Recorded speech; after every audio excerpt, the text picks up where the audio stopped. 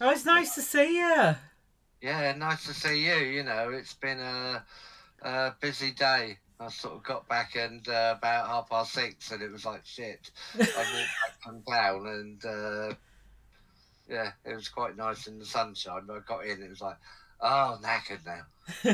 I fell asleep for a bit and I woke up and the kids had put books round me. Trying to wall you in. Yeah. So I've got the first festival coming up this week, so I'm trying to sort myself out to going up to Rainford up on the Merseyside at the end of the week. So that's good. That's going to be a bit of a shock to the system. Go from sitting on my ass to comparing for 12 hours a day.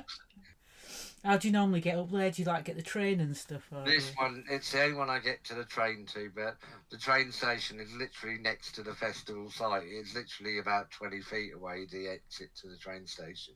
Oh, nice. Are you staying there? Are you staying on the festival site? Yeah, I go up on the Friday, I come back on the Monday. So, Nice.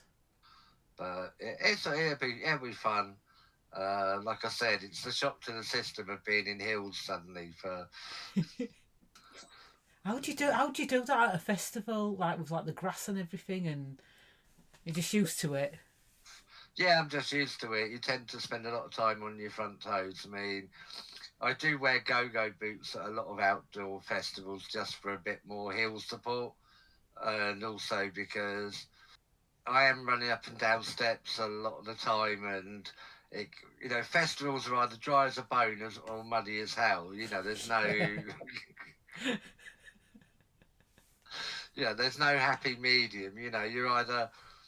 It's either 50 degrees boiling on stage under the lights and you're just sweating like hell, or it's a case of you're up to literally your knees in mud, and have done that far too many times over the years. When I go, I have to plan for both eventualities, so that's why go-go boots quite often are a good option. Yeah.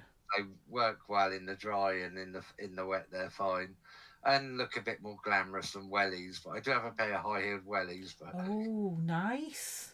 bit of a wedge, bit Nice. of a wedge. No, I like that. If I do festivals, I'm either playing or I've got kids with me, and I don't even think about myself, you know. Yeah, I like going really crap shoes or Converse covered in mud. But the good thing about that is you can wipe them down, you can hose them down and put them in the washing machine. So every cloud. oh yeah. I just don't wear trainers. I find trainers really painful to wear. I Uh, can run around in heels all day long. Put me in a pair of flat shoes or trainers, and I'm in absolute fucking agony. I think decades of wearing unsuitable footwear has left my feet incapable of wearing anything practical whatsoever. I just got visions of like doing like a marathon in heels. You're like I can do it. I have been known to run in heels. There's a picture somewhere of we were doing a burlesque show in Herne Bay about 10 years ago. And we got there and they were a bit behind putting stuff up on the stage and all the decorations up. Then somebody said to me, "Oh, you get the fuck down. I'm literally at the top of an step ladder in 8-inch heels, putting the banner up, and I hadn't even figured that I was wearing them." And then suddenly was this council health and safety person behind me, to cancel venue, having a bit of a mild panic attack.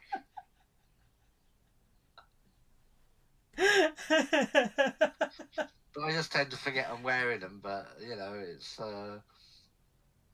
But I have far too many pairs anyway, so. I was gonna say if you don't want any, but I don't know what size you are. Well, I think I've got in excess of like 70 pairs of boots and 260 pairs of shoes. Imelda Marcos has got I just bought them Imelda Marcos. My, yeah, my son thinks I've got too many shoes. yeah. I'll tell him that. Like my mate's got 200 pairs of shoes. Oh, yeah. When I moved here, when I moved house, and all the shoes have got really dusty at the last one. So when we got here, before we put any furniture in here, one of the girls got them all out to clean. One of the daughters, and she just lined up the shoes down the room and out the room and into the hallway. So I have put myself on a shoe ban, but saying that, I did buy 2 pairs of boots last week. Oh, we all say that. It's like, oh no, I'm buying no more dresses. Next thing you know. Yeah, I'm like that with costumes. I've got far too much that I ever will need. Um, but I'm just, I've got boxes and I've got 3 treble wardrobes and 2 single double wardrobes of costumes and clothes and stuff. It's just mental amounts of everything. And the thing is, there's so much of it half time now. I don't even want to face them when I'm picking outfits, so I just go and get something else from the shop, which is so naughty of me to do that. But I just don't. Sometimes it's just easier. Sometimes it is just easier. But with shoes and that, because I'm only a size 7 to 8, which for a drag queen's tiny, so I can just go to New Look or anywhere and just buy, ordinary shoes. And sometimes if I go and there's something I like, I might buy it in all the colours. If they're shiny and glittery. I'm a burlesque rock and roll drag queen. I have all the taste of a magpie, shiny things, put some more glitter on and I'll have it, I've not even asked you to introduce yourself. Oh, God, yes. I do this all the time. I go into one and I'm like, oh, God, we're 30 minutes in, nobody's introduced themselves yet. Right, well, yeah, I suppose I should introduce myself. Right, my name's Gwen Ever. I'm a rock and roll drag queen. I present a show on Deal Radio called A Low Life in High Heels with Gwen Ever. It's been going almost a decade now. I also compare festivals and stages at festivals throughout the UK, and occasionally I even get a band's name right when I do introduce them on stage. But that's not guaranteed. Which has been the most hilarious one that you've got wrong? Well, there's one band who I still don't know what their name is. I can't remember if it's Big Bad Boy Tomato or Big Boy Tomato or Bad Boy Tomato. And I have introduced them on stage numerous times, and I have yet, whether on radio or on stage, got their name right. I have a complete mental block. At the time, it's written on the drum kit behind me, and I still get it wrong. The one that was probably more embarrassing was it was Undercover in Margate in 2017. I think it was 2017 or 2018, one of the two. And I mean, I'm an Asian punk rocker. I've been around seeing bands since the 70s, so I'm a huge Spear of Destiny fan. I've been a huge fan for decades, and I got to introduce Kirk Brandon on stage. Oh, nice. And so I gave this whole big speech, about Theatre of Hate and the influence of it on me and on Spirit of Destiny. Gave this really professional, really good sort of introduction to the whole career and how I had enjoyed it. Then went, ladies and gentlemen, Kurt Branson.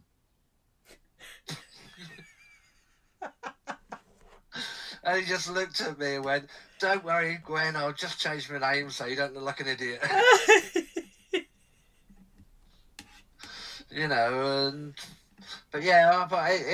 I do frequently, because I do have memory problems. I had a head injury about 25 years ago where I got 25 kilos of steel hit me in the head in an accident at the front and at the back of my head. So I do have memory problems, especially with facial memory, recognising faces and names.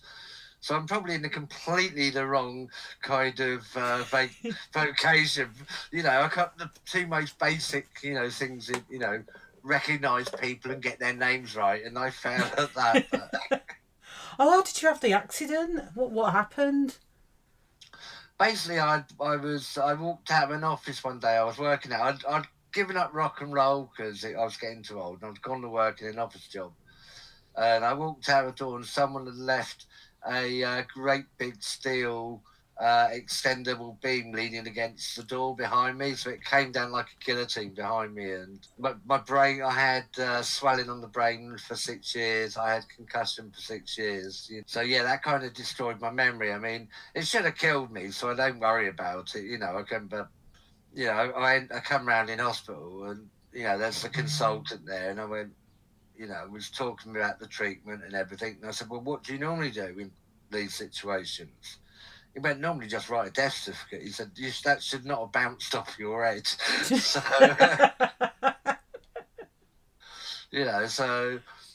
so I'm just grateful that it didn't sort of finish things. So apart from that, so since then I've been, quite grateful about things. And I just learned to deal with it. Yeah, just made you sort of like appreciate what you've got a bit more when you go through something. And it's led on to lots of adventures as well that I've had since then. So I'm not complaining, I mean, things could have turned out worse, but since then I've had loads of adventures, done lots of dumbass stuff, Because to be perfectly honest, I've never been one who's needed talking much into doing stupid things like getting stuck down a well in the middle of the woods in the middle of the night, like something out of a fucking horror film. Did that happen?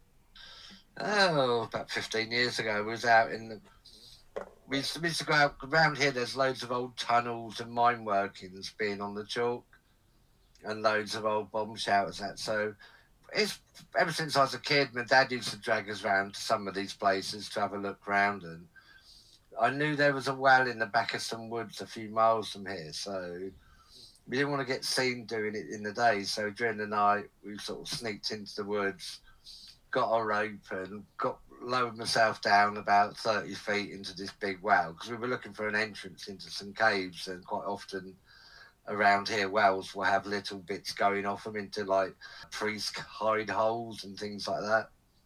But when I got down to the bottom, there was nothing there apart from about 6 feet of broken glass, and then I got stuck because of the shape of the well. As soon as I climbed up, it would swing too much. Oh no. And the people that I were with, they couldn't pull me out either, so it ended up where they rang up some friends of ours who were firemen, and they literally pulled me out like a cork out of a well on the end of this rope. Please tell me you were in heels. But it's not like I'm sort of like a teenager doing this. It's like I was 49 when this happened, so I'm old enough to know better, and said. Oh, please tell me you were in heels. I wasn't. I was in Doc Martens actually. I was being relatively sensible.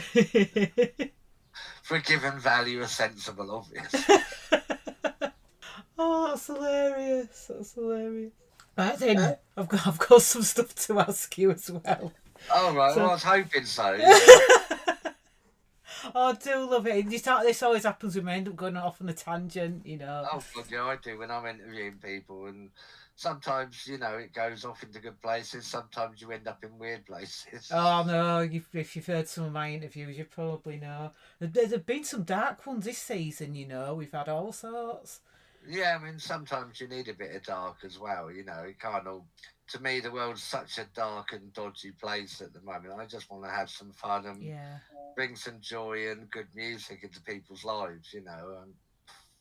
Yeah, definitely. Okay, so where are you from and what's your background? Well, I grew up in Deal. I was born in Deal, which is near Dover. I grew up here. Then when I was 18, I buggered off. I was went to Rye first, and then I was living in a squat on the Old Kent Road for a bit, and then up in Camden. I'd grown up as a kid in a music venue that my dad had, which is not there anymore, but it's been a place in Broadstairs called the Grand Ballroom. So it was, he was running that from the late 60s through the 70s into the mid 80s. So I literally grew up around rock bands and around wrestlers and ballroom dancers. Quite a mix of people, but really enjoyed it. And by the time I was about 8 years old, I could change a beer barrel. Couldn't move it, but I could change it. But I'd grown up in a house where the record player was always on. So, I didn't really learn nursery rhymes, but the first song I knew word for word was Buddy Holly's Peggy Sue, which I knew at least. There's a reel-to-reel tape of me at 4 years old singing it and getting all the words right. I just grew up with originally a radiogram, which was in our living room, and then when that got replaced with a dance set, I had the push radiogram in my bedroom. So I was buying vinyl from like 7 years old because Nice. my dad got me pissed off nicking all his all the time. And then going over the ballroom with my dad in the evening, it was quite fun. It was really good. I got to meet loads of bands, and some of them, some of them were really good fun. I mean, darts and Shiwaddy Waddy, they used to have there quite regularly, and they were always good for a giggle. Kinks and Small Face, all these bands. So I'd grown up around bands. So then, as I got a little bit older, I was sort of working in evenings, cleaning glasses, washing up. So by the time I was about 13, I had quite a good income, which then when punk hit meant that I could be going up to London, buying stuff from Bowie and going to gigs and stuff, which any 13-year-old now wouldn't really be able to do. But back then, there didn't seem to be any issue with getting in gigs when you were young. And that started my love affair with rock and roll and punk and all that. So when, I left school, I went off and said I was living in a squat in London. And I was working with bands and doing tour catering. I then went on tour with bands, and I ended up in studios working at Metropolis and at Carlton TV up in St John's Wood. Didn't really do the drag queen thing at that point, but when I was younger, I was doing very much the tranny thing to get in clubs as a 13, 14-year-old. I could look older in heels and in makeup at 13, 14. Some of it my parents were not aware of, let's put it that way. A friend of mine's girlfriend was helping me get ready, and that I had to make sure I scraped as much of it off. And fortunately, then there was no social media, so it wasn't like there was pictures of you sort of misbehaving all around like there would be now. Yeah, that's the thing, isn't it? That's what kids have got now. That's social media, and you can't seem to get away with anything, can you? Yeah, I got so few photos for them days because we just didn't carry cameras because it was so expensive to get films developed, and when I came up to London, we was living on the Old Kent Road, and I know everyone talks quite rose-tinted about living in squats in London in the 80s and early 90s, and I enjoyed it at times, but also it was tough, it was rough, and I mean, we got firebombed at more than one squat at that time. I think people have a very rose-tinted idea of what it was like. South London at that point, round Lambeth and the Old Kent Road, had thousands and thousands of squats. But basically, what people said, that also meant there were tens of thousands of homeless. Yeah. The homeless situation then was terrible, and all the squats that we had were buildings that quite easily could have been brought into back into use. I mean, one of the places we squatted for quite a long time on the Old Kent Road was a place at Morby House. And I just happened to notice by chance about 4 years ago, just before COVID, so a bit longer than that, 6 years ago, that our old squat was up for sale. This 2 double-bedroom flat, and it's going up for £780,000. Ooh. That is a lot. And it had been a former council flat. Obviously, it's been bought by somebody, but £780,000, It's just too much. I don't see prices ever lowering. I can't see it ever going down. Oh God, no! You can build all the new houses you want, but if people aren't earning the money, they can't buy the houses. Yeah.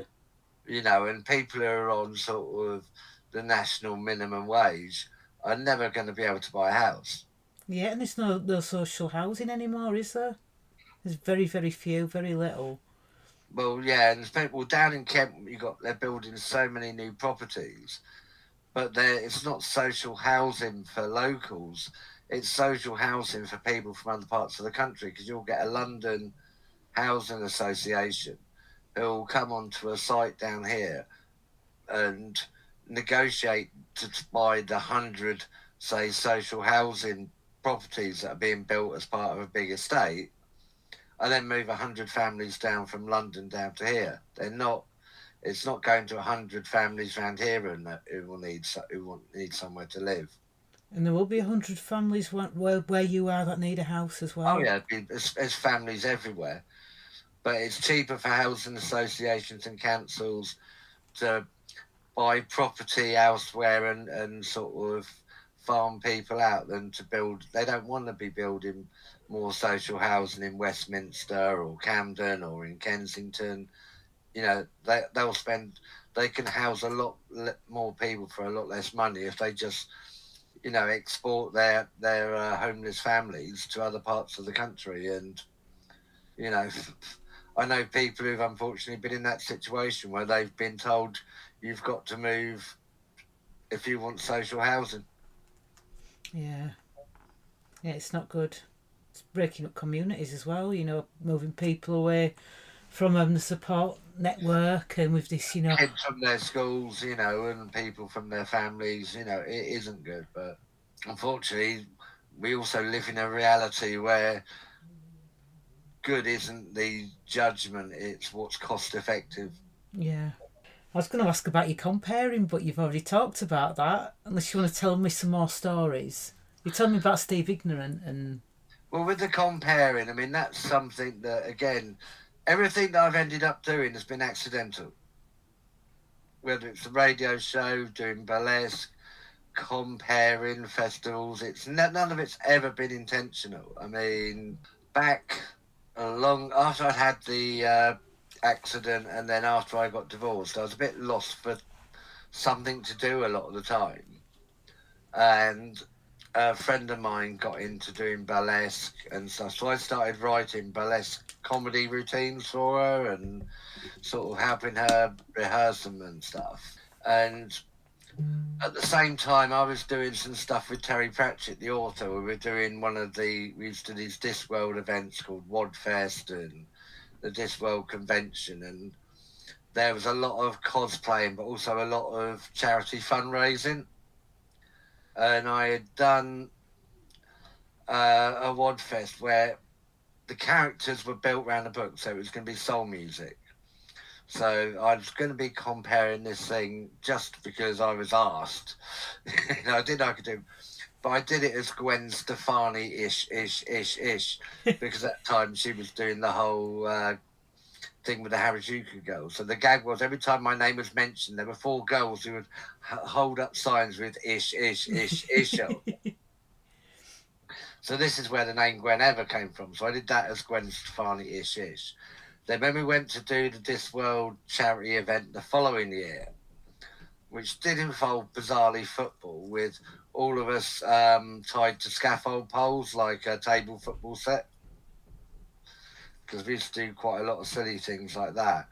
And when it came to deciding what my character was going to be called that year, I said, well, I don't give a fuck, but I just don't want an outfit that requires four other human beings as costume accessories. We're going from fancy dress to slavery here, you know. And I said, well, what do you want to be called? And I went, whatever. And it got shortened to Ever and Gwen Ever. So that's what I got stuck with. But I hadn't done anything apart from these Discworld events in the middle of a field, or down in Wincanton. And then got involved with writing burlesque, as I mentioned, with a friend of mine. And she was going to do a show over at Broadstairs, ironically, over at the Sarah Thorne Theatre. And I knew all the other burlesques and the girls, so I got used, you know, with doing the writing and rehearsing with them, I'd got to know them all socially as well. And they were going to do a group routine. But then they figured if they were doing a group routine, they wouldn't be able to introduce themselves. So initially I got asked, will you come over and compare our burlesque shows? So that's what I did. And it ended up, eventually I ended up performing a burlesque show for the first time that night as well, because I got a phone call saying, oh, we're one thing short. And I was like, I'd never done a burlesque thing, you know. So suddenly going from someone off stage, and I'd always been, whatever I'd done, whether it was touring with bands, whatever, everything I'd ever done was really off stage, apart from this little bit of presenting stuff I'd done with the Discworld community. And then suddenly, you know, I'm supposed to be, you know, and I've mentioned I've got no memory. So when I'm so suddenly I've got to learn a routine, which means it's got to be muscle memory. And so I went So I ended up there is video of this first performance that I ever did doing a burlesque routine, because I did it as a two-hander with the girl I wrote burlesque with, Lily. And it starts with me as a drag queen, me as a gangster and her as a gangster's mole. And over 3 minutes, we swap completely. So I end up as the gangster's mole and she ends up as the gangster. And loads of props, loads of things that can go wrong. But we only had like 3 days to write and rehearse this. So I was quite happy with how that turned out. And as an aside, it was quite funny because we did the routine, it was filmed. And about 2 years later, I got a message from another friend of mine that said, "Do you realise someone in America's copying your burlesque routine?" And I went, "Nah, don't be daft. They probably just come up with something similar." But I went and had a look, and yeah, they had literally stolen the routine, the music, and everything. Oh my God! But brilliantly, they'd actually rehearsed the 3 mistakes that I'd made in the routine. And I did message them and say, "Oh, what's going on here? You nicked our routine," because it is, you do get it occasionally, and people do get the arse. And I wasn't particularly. If they'd asked, I wouldn't have minded. But I sort of said to them, and they went. They didn't deny it. Said, "Yeah." So we thought we needed a routine really short notice. We saw yours and thought, well, as it's in America, you wouldn't mind if we did it. And I sort of said, "Well, if you'd asked, I wouldn't have minded." I said, "Fair enough." I said, "But you do realise," I said, "that there's 3 mistakes in your routine." I said, "Because I screwed things up." I said, "So now you've learned it, because I know what it's like with muscle memory. They'll always perform that routine with those 3 errors in mortal." But yeah, so that was the first time I compared an event, like in a theatre or anything like that, and then started just getting asked, "Oh, we saw you do that. Can you come and do that for us?" And I was doing quite a burlesque still at that point, some of which was quite bizarre. I did an event, a big event down here, which was a fundraiser for. Used to be a pantomime dame down here called Dave Lee, and over the years he raised millions for charity. Every year he'd do a big pantomime, and he'd never in 26 years missed one night of pantomime through being sick or anything. Then after he died, they were going to put on a big gala to raise money to put a statue up for him. And his widow was a friend of one of our burlesque, one of the girls in our burlesque group. So she asked if we'd perform at this event and recreate his routine. And it'd be me doing his role and 4 other people doing the other people in this panto routine called the bench routine. I'd never seen him do it. There was no video of him doing it. The only way I could actually do it was by ringing everybody else who'd ever done pantomime with. So it was arranged that other people ring me and like talk me through the routine, so I could then write it down and figure it out. And I'm thinking, well, we'll be on the bottom of the bill, it won't matter. But at one point, he'd done pantomime with Jim Davidson. And I mean, I'm not a Jim Davidson fan, believe it or not. But I've got Jim Davidson on the phone from Afghanistan talking me through what he can remember of this routine. I then had Richard Digent, Bobby Davro, because I was doing this really big gala, and Bobby Davro was going to be there anyway. And there was Richard Digent and Freddie Parafate. So I managed to figure the whole thing out. We rehearsed it. We get there, and it was like going to be like a 6-hour gala. So I'm thinking, great, they'll shove us on first. We'll get our bit done, get the hell out of there, because I've got no idea what I'm doing. But everybody else who's bought like these £150 tickets to this gala had seen him do this on stage so many times. They knew it. And the other thing was, they wanted me to do it in one of his costumes. Well, when he died, he was 6 foot, tall and about 6 foot wide. He was a huge guy. You know, I got out one of his costumes for me. I could have gone camping in it, you know. And it was agreed they would make a mini-me version of his costume because I'd have had to stuff like 4 double duvets underneath it to fit, you know.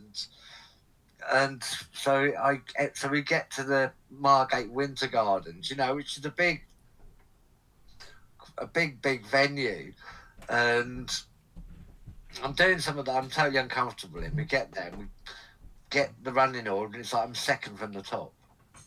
Oh God, no pressure. Yeah, second from the top. And at the time, everybody who was on that bill, at some point or other, has had a TV show and a radio show. Every single other person on that bill had had a TV show, or they'd been on New Faces, you know, or they'd been like the Bobby Davro show and the Richard Digents and the whole lot. And I'm thinking, who the fuck am I, you know? And I was having, and it's the only time I've really had a major panic attack. And I'll give him his due, because I was there, I was doing some stuff with some Tiller girls as well. And I was having a major panic attack backstage. And Bobby Davro come up to me, and I always thanked him for this. He went to me, "What are you so worried about?" And I said, "Look, I just know I'm going to screw this up. I just know it. You know, I've got no memory, the specific lines, and I've never done pantomime before. The audience are feeding you your cues. I would never, ever do pantomime again. It's the scariest medium ever." And he got to me and went, "Don't worry about it." He said, "I did this pantomime routine," he said, with Dave, he said, 500 times over the last 20 years. He said he might have got it right twice. He said, "Don't worry about it." He said, quite often, he said, when we did it, he said, we'd been in the bar since lunchtime. He said, "So don't worry about it." He said, "Just go for it." He said, "Because he said everyone will laugh, everyone will join in with it." He said, "No matter what happens," he said, "it'll be fine." And it was, but that's the one thing I've done on stage that was outside my comfort zone, and I would not do pantomime again. Oh yes, you will. No, I won't. I've done music videos, I've done movies, I spent half a day being thrown down cellar steps, wearing nothing more than 2 tiny bits of satin that gave no protection whatever. I would rather do that again than do pantomime. I would rather do that than do pantomime, believe me. And that was a painful day, but at least it wasn't in front of an audience. It was just in front of a camera when we were doing one of the films. But I've just been lucky over the years. People said I've never ever planned to do anything, you know, like any of this. It's all been by accident. I think life has a habit of chucking stuff like that. Yeah, these opportunities and these things. I think a lot of the time you either take the opportunity or you don't. You know. Oh yeah, I had a rule with a friend of mine. We had it since I had the head injury, which was, if we were offered something fun to do, we wouldn't ever say no, not unless it was a case of life or death, and then we'd judge it on merit. So we've ended up doing some really funny things, done some silly things.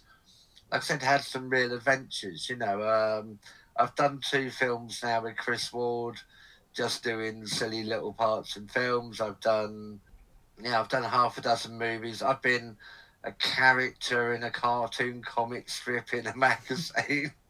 How did you get into the films? Was that just accident, or is it just through knowing people and all you've applied? Knowing people, just from knowing people. It's just people sort of know that I'm always up for something, you know, and saying to me, you know, and some of these people I've known for like 40 odd years as well, you know. Oh, do you fancy coming? Being a gypsy demon hunter in a movie. Oh, do you know I'd do that? I mean, they're not going to say no. I mean, no, you couldn't say no to that. Nearly froze to death. We was up filming in a graveyard somewhere up north, start of February, and as we're filming, we're trying to get the shots done because we can actually see the snow advancing across the horizon to where we are. And I've literally got on this tiny satin miniskirt, a matching satin top. That is all I'm wearing. It was abs, and I looked really scared and frightened and like turning blue from fear. No, that was me turning blue and catching pneumonia. I, I got back from filming about 5 days later and literally went from filming to the doctors into an ambulance and into the local Oh hospital. no, flipping heck. And I was doing makeup on that film as well, pitching in doing some of the makeup, which was again something I'd never really done, was create monster movie makeup for things. But got asked if I wanted to have a go. I had a go. It looked pretty good, and everyone liked it. So, but everything's always been an accident. What music videos have you been in? Choreographed and performed music video by a band called Ezio, and I've known Ezio since the early '90s when I was in the studio when they did the first album. And absolutely lovely people, and they'd asked me if I wanted to go up to Cambridge and do a music video with them. And as it turned out, it was in the middle of all these pantomime rehearsals that I was talking about earlier, and they were going to have a bit of burlesque into it. It's a track called Girls. They wanted to represent women across all different shapes, sizes, and whatever. So I get up there and we decided to have I decided, we got all these people, we want to do something more useful with them, just having them standing there. So I ended up with them choreographing all the dancers and some separate dance routine for them to do on chairs, filmed separately. And the night before I get there, the bassist had a heart attack. Oh my god. Oh no. The bassist had a heart attack, and there was this film director flying in from Germany to direct it and everything. So it's decided that I'll play bass in this video, which is fine except for two things. The only song I can play on bass is Robert Palmer's Addicted to Love. And secondly, there's no way in the space for a couple of minutes I'm going to learn their new single. We get everything sorted, we get up, we start doing it. And I did tell the director that, I said, look, I can't play this tune. He said, well, just play bass and we'll work it out. I said, look, I can play Robert Palmer's Addicted to Love. That is it. So that is actually what I'm playing in the video. And the director, in tribute to that, actually, two of the close-up shots of me on bass, basically they are copies of identical little scenes from the Robert Palmer's Addicted to Love video of the bass player. He sort of tried to match them, these two shots. So it is immortalised in this video. And the sad thing was, the day after we were shot the video, he was going down to Cornwall to do some filming for some big wildlife show in Europe with a camera crew, and fell over the edge of a cliff, and he ended up getting sort of airlifted by helicopter on a bodyboard off the side of this cliff with half his body broken. Oh. Which is a real shame. And he was a really, really nice guy. Really, really nice guy, So, yeah, so that music video was fun. Obviously, I did a music video for my one and only single that I've ever done, which was a bit of a laugh, which wasn't even supposed to be a single. That was just the night I got asked if I wanted to front a band again. I'd never done it before in my life. I've never been in a punk band or anything really. And I joined a band on stage and I performed Jayne County's Fuck Off and X-Ray Spectre's Oh Bondage Up Yours.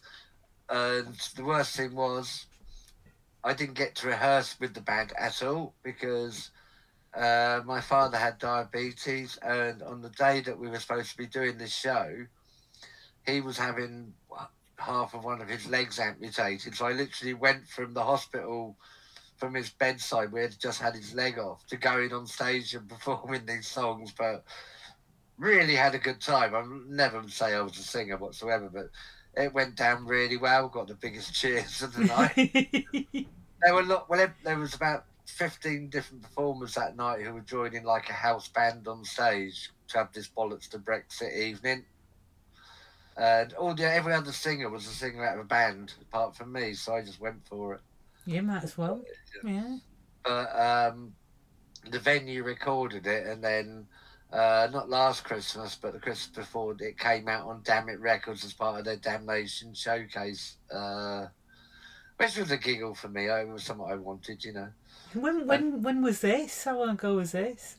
Not last December, December before it got released. Oh, nice. I'm going to have a look through. Because, I did the compilation through Damn It Records. Yeah, but that's what I thought, because they've done your compilation as well, which is really good to raise money for the Protected Paws Animal Sanctuary. So, so the guys from Damn It, they're good fun, And I'd mentioned about this track, and I said, I'd never had a single out in my life, because I'm a drag queen and I'm not a singer. And I went, but do you want to put this out for us? And I went, yeah. I went, there's a video for it as well. Oh, you got to send me a link to the video. I will do.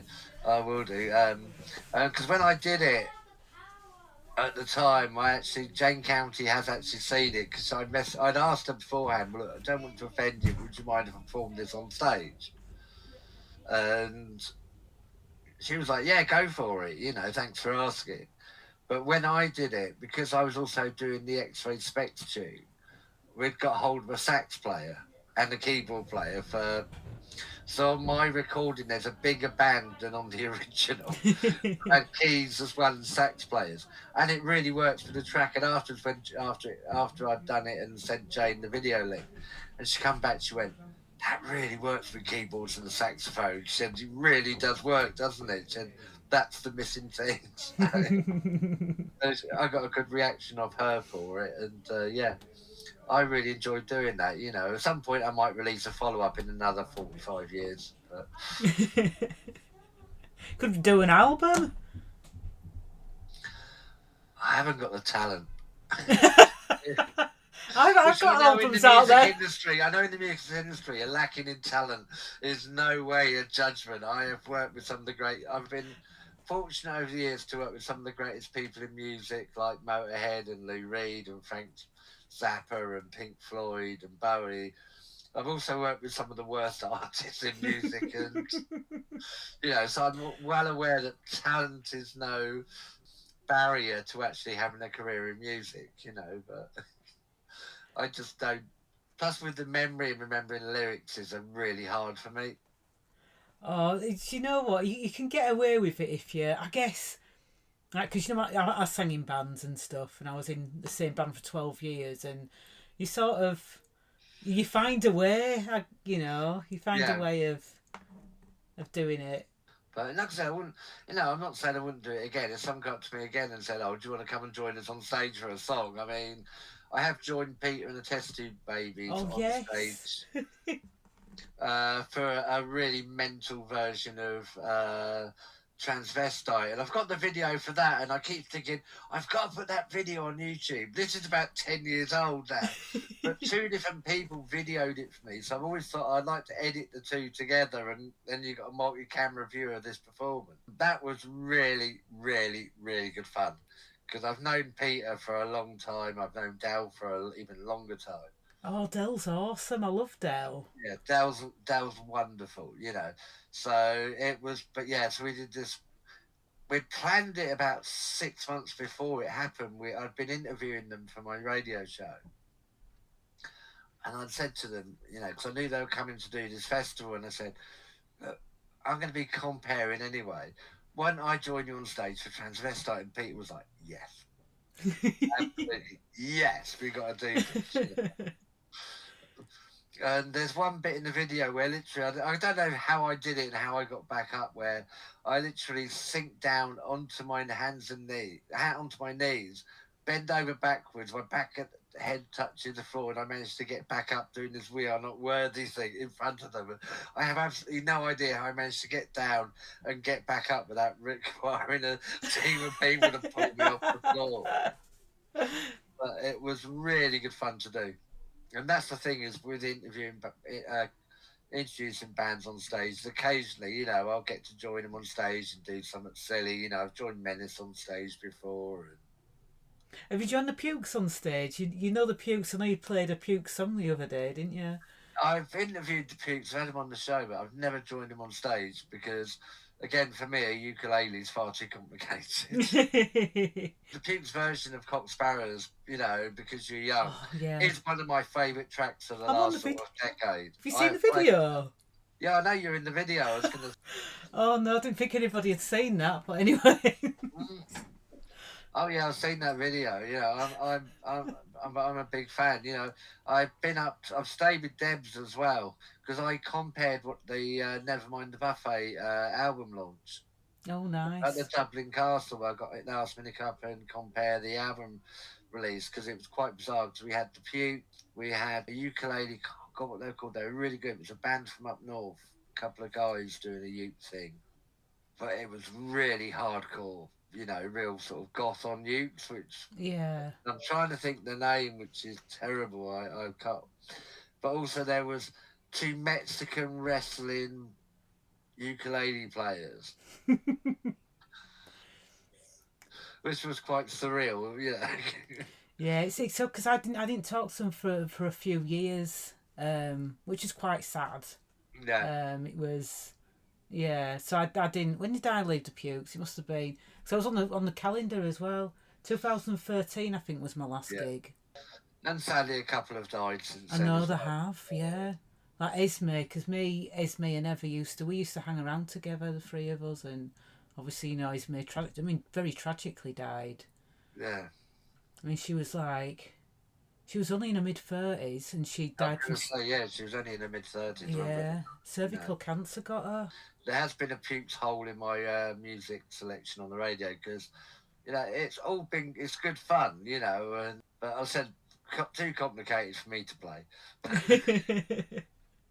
But you know, if I'm doing an event and the Pukes on the bill, I'm quite happy to come and sing on stage for them or mime at least. Like I said, bands because I've always been around bands, so I've always been really quite relaxed with artists and musicians. It's like when I interviewed Steve Ignorant, you know, for the first time, and he's been on my show now twice. But the first time I went to meet him was a bit odd, but I knew he was going to be up for a laugh. So I actually had Steve Ignorant in a beehive wig at one point, but we did this hour and a half interview. It went on, in fact, it was only 2 hours. It edited down to about an hour and a half.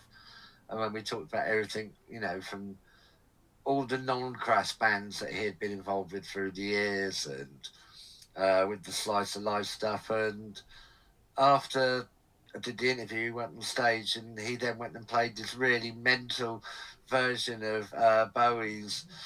Quite strange because afterwards, because he had got the venue to film and record it for me, but it was really, really good. The rest of the band were on stage and it's like, what the hell is he doing? You know, but Rebel, that was it. He called it Gwen Ever, but it was really fun. But he got the venue to film it for me and record it, and then after the video came out and the interview, I suddenly started getting hate mail from Crass fans saying that I'd broken Crass. But, you know, he'd gone from singing songs about anarchy to drag queens with messed up lipstick. Which was fun. And I spoke to him about it about a month later because I saw him at another gig. And I mentioned, he said, yeah, he goes, he'd had a few comments himself, and he just turned and said, he said, I said the same thing you said, which is actually they can fuck off, you know, this is punk what punk's about, you know. Because you played the Winter of Discontent shows, didn't you, up at the Daffnell Park? Yeah. Because when we was at the last one for that, I was up for the last one for that, which would, again, 2017 that would be. And I'd gone up and because I was interviewing the Rosillos and a few other people up at that one. And I'm at the bar and I'm in this red sequin frock, you know, floor length red sequin frock, big wig. And I just had a chat with Sid and Zilla because again I've known Sid and Zilla for quite a long time. So I'm going to chat with them. I'm getting a drink before I go and have a chat with. I was trying to get an interview with Dirk. So I'd spoken to Gary before because I knew who was coming, but I also knew that she wasn't likely to want to do an interview. So I was trying my luck. Oh. And I'm at the bar, and this sort of usual sort of black t-shirt, black jeans, sort of Anaco kind of clone came up by. I went, yeah, what's sequins got to do with punk? And I just looked at him and went, the fact you don't know explains why I'm wearing it, because punk is about wearing what you want, not what every other guy next to you at the bar is wearing. And I'm standing next to Sid and Zilla, you know, they're not the most uncolourful people, you know. I said, I've got more in common with them than I have with you. Huge Rubella ballet band since the early days. I first saw them on stage with Crass and Boys and Girls, and God, and then you look back and think, shit, that's only 50 years. You know? I forget now that, you know, we were so lucky when we were teenagers. We had so much going on. We could afford to do it. Yeah. And, we had a much better time as teenagers than kids now. But I look back and then suddenly realise how many years ago, you know, I was looking through old T-shirts that I've got in at the bottom of the wardrobe that I'm never going to wear them again, but, you know, they're like souvenirs. I'm not getting shot of them, you know. I mean, yeah. my oldest damn T-shirt is from 1976. You know, that's 50-year-old rag now.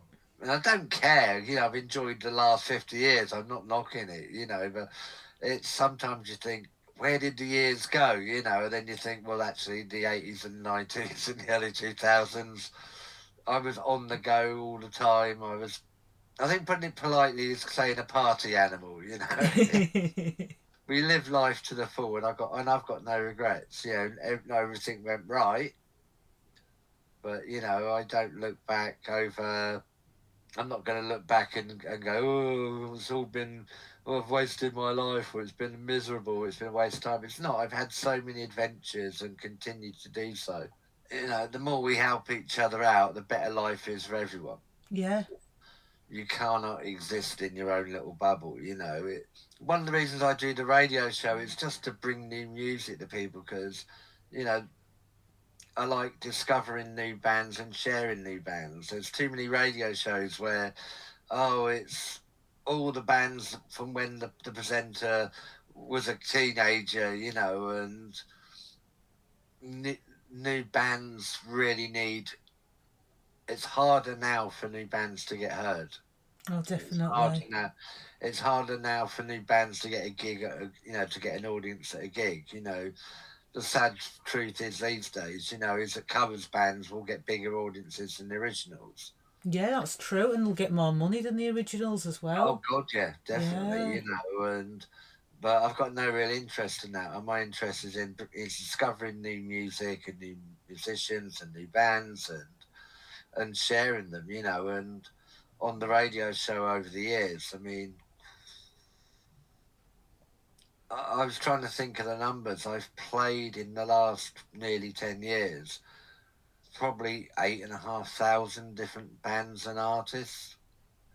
You know, and you'll get some radio stations where they may only have 40 or 50 tracks to pick from a week. We don't, because at Deal Radio, we don't have any kind of playlist. So everyone is free to play whatever they want. And that's something, you know, that I think is actually important, is don't be playing the same bands every week that, you know, that have been around for 50 years. Okay, you can put one or two classics in, but I've always enjoyed giving the band their first ever radio play of a song that they've ever had out. That, to me, I'll get more from that than playing, you know, the latest, you know, something that the Stranglers recorded 50 years ago, or, you know, another Pistols cover version, or another Ramones cover version. You know, there's a time and a place for that, but because I introduce lots of bands on stage in a year, I get to discover lots of new bands. You know, because everyone doesn't have that opportunity. I try and bring as many of those new bands to a biggest audience as possible. Which is cool. And then you get people like myself, who, you know, I've got my kids, but I still engage a lot on social media, and I engage with bands and listen to new bands on social media. Yeah. I think this is where all the new stuff is really good. And I've noticed there's a lot of people getting older, or they've got health issues and disabilities, and then you can access stuff online, you know, and like people like yourself can do that. You know, you bring Yeah. it to us, you bring it to people like myself and people who can't get out for whatever reason. It's like you bring it into our living room, and that's bloody brilliant, you know. And it keeps things alive, you know. It's sort of, with the radio show, people are enjoying it, you know, and the feedback I get from bands and from people listening, you know, they're really enjoying the fact that, you know, that each week they're discovering something new, and then suddenly they're playing in their local area and they get to see them, you know. And I've had bands come up to me at gigs and say, "Thanks for playing our new track," you know. We've had more, you know, we've had people coming up to us and telling us they've heard us on Gwen Ever, you know, and that's how they've got to discover us, which to me, that's the whole point. It's not doing it for my ego, it's doing it for the bands, it's doing it to, said I have no talent, the bands do, so I'd rather focus the attention on them than on me, you know. I'm just going to try and get away with things in the background, and hopefully no one notices that I've got no talent, you know. Well, you have got talent, you know, you have. I don't I think couldn't so. get up there and compare. That's not talent, that's just called being too stupid not to. Oh, I'll tell you what I read, right? I read that, you know your show title, Low Life in High Heels. Obviously, you do know Yeah. that. So I'm off for the day, did that bit out. Yeah. Holly Woodlawn. Yeah, Holly Woodlawn, because that was Yeah. originally her phrase. I mean, her biography. I've actually got a copy of it, but it just sitting across the room from me, because that was a term that she invented in an interview when she described herself as a low life in high heels. And then I got to know her and chat with her quite often late at night on Messenger. And she had got quite ill, so she wasn't getting out getting to go out or anything. And at that point, I hadn't started the radio show, but I'd already been asked to do it, and I was just getting things sorted in advance. And I was talking about that. I had no idea what to call this radio show. I said, the only thing I could think of, I said, is stealing your line at a low life in hires with Gwen Ever. And I said, I can't do that. She said, yes, you can, darling. She said, you must. She said, you will name your radio show in honour of me. She said, because it doesn't matter if it's me or if it's you, the low life in high heels must survive. So And it's brilliant. she said, so I'm giving you full authority, because it was a trademark phrase. That was the thing, was it was a trademark phrase. Said, so I am giving, said, I will give you in writing authority to actually use that trademark on your radio show. So, Nice. you know, and said I've tried to keep that, you know, because Holly was definitely unfiltered, absolutely lovely person. Because of, obviously, with Jayne County as well being another one from that whole Andy Warhol factory era. So it was through Jayne County that I first got to talk to Holly, because she had messaged me after she had seen something that I'd put on Jayne's Facebook. Nice. And that's how we first got chatting, because Holly messaged me, and at first I thought, is this the real Holly, you know? And then Jayne, and I saw that no, she's on Jayne's profile, it will be the genuine one. So You can never tell that as well, you know, Yeah. you don't know. and then, because I was commenting about when I'd been working with Lou Reed on the New York tour, and there was, then it all just turned into this whole kind of, when she first met Lou, and the whole Walk on the Wild Side thing, which, you know, was really interesting to hear her take on that, you know, and on from Debbie Harry, because I've met Debbie Harry a number of times. Yeah. And people don't realise that Debbie Harry was also hanging around the factory at that point, and that's why even now she's always quite often performing with Jayne or with B-52. She's from that whole background. She's absolutely lovely as well. The Holly thing was just lovely. And she did send me a copy of her biography as well. Oh, nice. Do you know, it must be nice to have that Warhol collection and that connection. I like Andy Warhol, I like the work, I like... Well, I'm a huge Warhol fan and always have been. In fact, on my wall opposite me, I've got 3 big posters that I bought in 1989. There was a huge, at the Hayward Gallery up at the South Bank, there was like the biggest Andy Warhol retrospective there'd ever been. It was absolutely frigging awesome. When was that? It was from September to November '89 Okay. at the Haywood. I've got the big posters on my wall, literally they're on the wall above me. I've got the programme from the event and everything, and a load of postcards that they did. But at the same time, at the V&A down in Kensington, they also had a second Andy Warhol exhibition which ran concurrently, which was all his commercial designs when he was working for a company doing adverts for shoes and boots and things like that when he was an advertising artist. So I got to see both of those different exhibitions at the time. And I still, for all the trials and tribulations of the last decades, I've managed to keep the posters in relatively decent condition. One's got a corner missing where someone gaffer taped it to a wall.